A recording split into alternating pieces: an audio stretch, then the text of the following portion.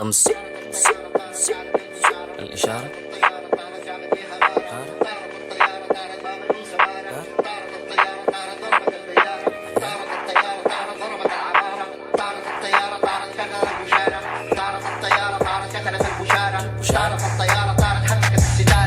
تتواصل الاشتباكات بين الجيش السوداني وقوات الدعم السريع في العاصمة السودانية ومدن أخرى. وفي أحدث التطورات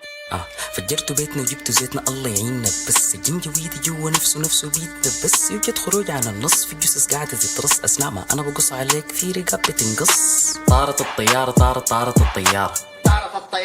حتى الستارة، طارت الطيارة ضربت العمارة، طارت الطيارة قالت فيها غارة، طيارات طارت زائد غارات طالت، البنايات اتفجرت لأن الدانات انطرت، العدو انطرت والساكن في البيت انقرض، حنك مرض ماذا كان الغرض هذا كان الغلط، ما في حل في كون الشارع بالدماء يتبلبل، يجب أن نذهب بالبلاد للبر، فوق كتوفنا وإحنا ماشيين حفاها في الحر، قاعد أفتش لي في سنبك عشان بفكر في المفر إلى فرنسا وأصيع في باريس، وشوف إذا هناك الناس بتخد مداريس، وقري أولادي جد في أحسن مدارس، ما صعب أقعد كده سايق قولي ريز وريريز، كانت مليتيش لكن خربانة ما فرقت، أركب السنبك وما أصل أموت غرقنا كله من السرق من النوم اللي في الكرشة، وعشان مرق الستة في الشارع آيس وخرشة، 43 مليون قاعدين على الهبشة 24/7 في 249 عايشين في لبشة، بين الناس ما بتخاف من الكلبشة وما بتخاف حتى ممن خلقوا أنشأ. طارت الطيارة طارت الطيارة، طارت الطيارة حتى الستارة، طارت الطيارة ضربت العمارة،